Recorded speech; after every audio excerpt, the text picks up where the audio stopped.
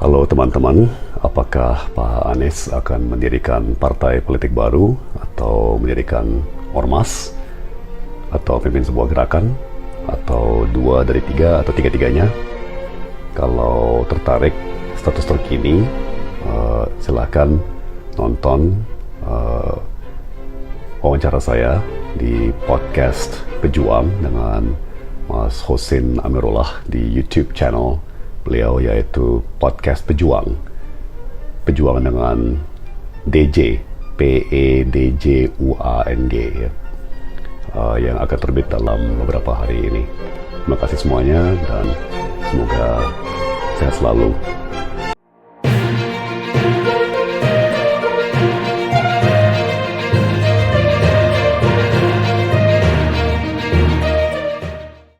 Assalamualaikum warahmatullahi wabarakatuh. Selamat datang kembali di channel Fauji Ganin, dan seperti biasa pada video kali ini saya tentu akan mengulas sebuah informasi terkini yang sedang viral, sedang trending di tanah air tentunya, baik dari sisi politik ataupun olahraga gitu ya.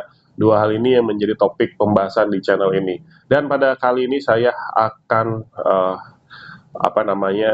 menginformasikan kepada para anak abah ya, para pendukung Anies Baswedan dimanapun Anda berada tentunya.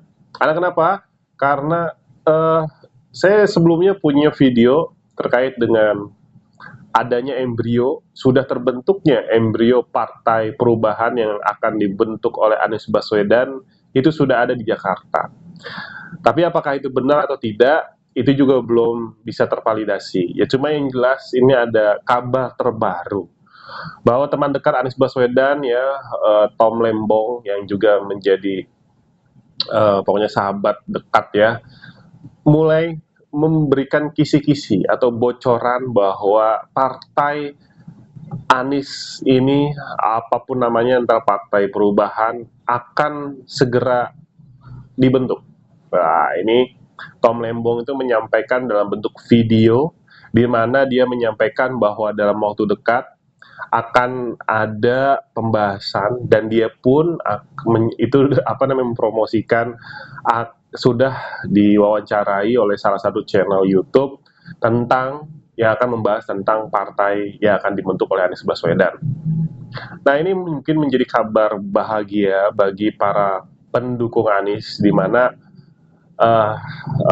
bulan lalu Anies menyampaikan bahwa dia tidak akan masuk ke partai yang sudah ada. Karena kenapa? Karena menurutnya partai yang sudah ada ini hampir semuanya sudah tersandra oleh kekuasaan. Tentu tersandra oleh kekuasaan ini membuatnya agak sulit untuk ya nanti kan untuk menjadi presiden itu di 2029 tentu tidak leluasa. Dengan masuk ke partai, dia pun tidak bisa leluasa karena masih ada ketua umum partai yang lain.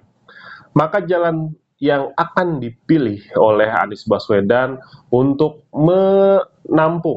mengakomodir para pendukung-pendukung yang disebut pendukung Anies ini, anak abah yang jumlahnya semakin lama semakin besar menurut Anies, itu dalam bentuk organisasi masyarakat atau ormas, atau dalam bentuk partai politik jika memang mengharuskan dibentuk partai politik. Cuma yang saya lihat di Indonesia memang membuat partai politik itu tidak mudah. Harus ada pengurus di 38 provinsi, 514 kota kabupaten di Indonesia, dan itu harus 100%, serta 50% dari jumlah 6.000 sampai 7.000 kecamatan yang ada di Indonesia. Dan itu harus ada pengurusnya, harus ada kadernya minimal 1.000 atau per 1.000 dari jumlah kota kabupaten yang ada di 514 itu. Itu memang tantangan yang luar biasa. Setahu saya beberapa partai sebelumnya pun ada Partai Gelora, Partai Umat, itu nyaris tidak bisa lolos di pemilu 2024 kemarin. Karena kenapa? Karena di beberapa daerah sulit untuk bisa memenuhi syarat-syarat itu. Nah, sekarang pertanyaannya, apakah Anies Baswedan mampu untuk bisa memenuhi syarat yang memang harus dipenuhi gitu ya, itu wajib, nggak bisa. Kalau nggak ada satu dari 514 kota kabupaten, 38 provinsi, maka tidak bisa. Dan itu akan diverifikasi secara faktual. Jadi KPU itu memverifikasi turun dan mengecek apakah betul bangunannya ada, strukturnya ada, pengurusnya ada, bahkan ke kadernya, anggota-anggotanya ada, dibuktikan dengan KTP dan KTA. Nah, ini yang cukup berat. Karena untuk men-setup partai ini membutuhkan logistik yang tidak sedikit. Logistik yang sangat banyak ya. Ya, miliaran, ratusan miliar bahkan. Karena tidak semua daerah juga ya oke, banyak pendukung dari Anies gitu ya dari hasil Pilpres kemarin, tapi kan juga tidak merata di seluruh kota kabupaten. Pertanyaannya apakah mau menjadi pengurus partai? Pengurus partai di suatu daerah gitu ya, di kecamatan, di kota kabupaten, di mana itu juga membutuhkan biaya. Apakah siapa nanti akan membiayakan partai ini? Jadi banyak sekali pertimbangan yang harus disiapkan. Apakah Anies dan tim-timnya ini mampu ya untuk membuat? Atau bisa saja misalkan apa namanya tidak mampu untuk melengkapi itu, ya kita tahu juga banyak partai yang memang tidak mampu untuk melengkapi itu tapi bisa lolos. Nah, itulah awal dari cawe-cawe politik yang membuat akhirnya setiap partai tersandra oleh kekuasaan, ya, karena dalam proses masuknya terkadang juga nggak smooth gitu ya, nggak normal-normal aja. Itu yang membuat sebuah partai politik mampu tersandra oleh kekuasaan.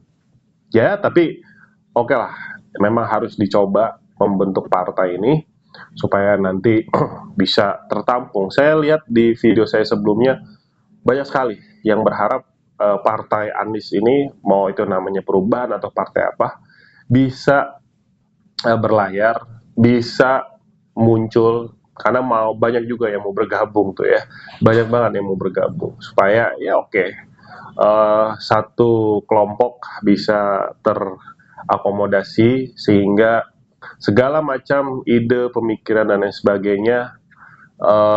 Dan ini juga bagus untuk demokrasi Indonesia 5 tahun ke depan karena kita melihat sepertinya oposisi ini sangat sedikit ya. Oposisi ini jadi lemah semenjak masuknya PKB, kemudian PKS, Nasdem di KIM, Koalisi Indonesia Maju, Prabowo Subianto, dan Jokowi disebut KIM Plus.